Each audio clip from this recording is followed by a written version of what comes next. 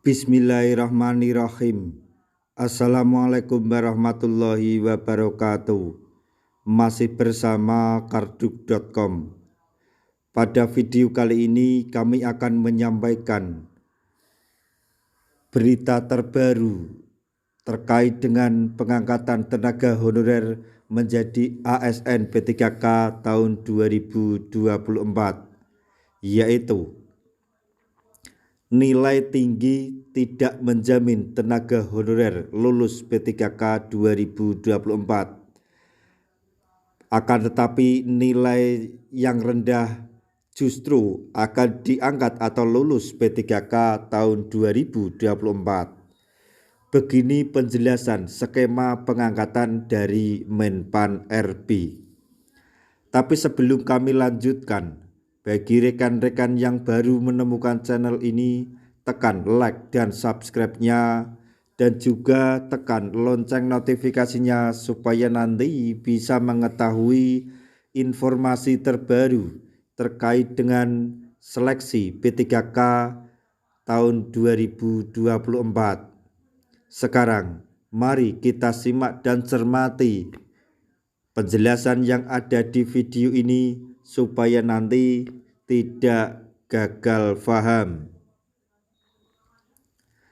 Tenaga honorer bisa saja tidak lulus P3K meski mendapatkan nilai tinggi saat seleksi kompetensi. Kemungkinan terburuk yang bisa dialami tenaga honorer pada seleksi P3K 2024 itu disampaikan oleh Badan Kepegawaian Negara atau BKN. Deputi Bidang Mutasi Kepegawaian BKN Aris Widianto menyampaikan, seleksi P3K 2024 tidak menggunakan passing grade atau nilai ambang batas. Kelulusan tenaga honorer dalam seleksi P3K 2024 ditentukan berdasarkan peringkat terbaik.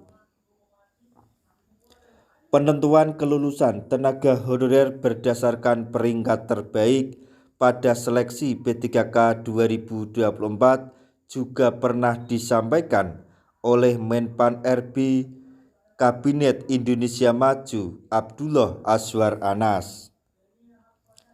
Seleksi P3K 2024 dilaksanakan dengan komputer assisted test atau CAT dengan penentuan kelulusan berdasarkan peringkat terbaik. Dalam seleksi tidak ada nilai ambang batas, namun pelamar akan dinyatakan lulus jika berperingkat terbaik, kata Menpan RB Abdullah waktu itu. Kebijakan yang ditetapkan pemerintah membuat tenaga honorer berlomba-lomba untuk mendapatkan nilai tertinggi pada seleksi P3K 2024.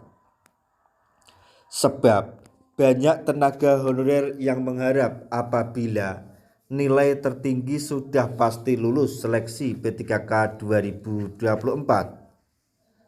Akan tetapi ternyata nilai tinggi saja tidak cukup bisa membuat tenaga honorer lulus seleksi P3K 2024.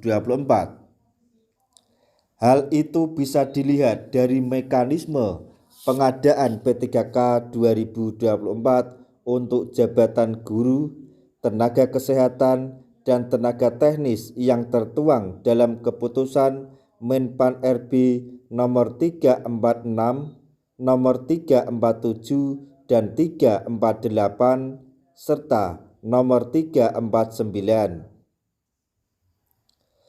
Dalam keputusan tersebut, kelulusan tenaga honorer pada seleksi P3K 2024 berdasarkan skala prioritas. Selanjutnya, kami sampaikan mengenai urutan kelulusan bagi pelamar P3K 2024 formasi teknis adalah sebagai berikut. 1. XTHK 2. 2. Pegawai yang terdaftar dalam pangkalan data database tenaga non-ASN pada BKN dan aktif bekerja pada instansi pemerintah. 3. Pegawai yang aktif bekerja pada instansi pemerintah paling sedikit 2 tahun terakhir secara terus-menerus. Selanjutnya, mengenai urutan kelulusan bagi pelamar P3K 2024, formasi guru adalah sebagai berikut. 1. Guru XTHK 2. 2. Guru non-ASN. 3. Lulusan PPG. 4. Guru swasta. Selanjutnya, urutan kelulusan bagi pelamar P3K 2024 formasi tenaga kesehatan adalah sebagai berikut. 1. XTHK 2. 2. Pegawai yang terdaftar dalam pangkalan data database tenaga non-ASN pada BKN dan aktif bekerja pada instansi pemerintah. 3. Pegawai yang aktif bekerja pada instansi pemerintah paling sedikit 2 tahun terakhir secara terus-menerus. Selanjutnya, adapun penentuan pelamar yang lulus seleksi pada kebutuhan jabatan fungsional bisa kategori keahlian diberlakukan secara urutan bagi 1. Pelamar di 4 bidang pendidik. 2. XTHK 2. 3. Pegawai yang terdaftar dalam pangkalan data database tenaga non-ASN pada BKN dan aktif bekerja pada instansi pemerintah. 4. Pegawai yang aktif bekerja pada instansi pemerintah paling sedikit 2 tahun terakhir secara terus-menerus. Deputi Bidang Mutasi Kepegawaian BKN Aris Widianto menyampaikan kelulusan tenaga honorer pada seleksi P3K 2024 memang diurutkan dari peringkat terbaik. Akan tetapi, mekanisme pemerintah dalam menentukan urutan peringkat terbaik dimulai dari kategori pelamar prioritas.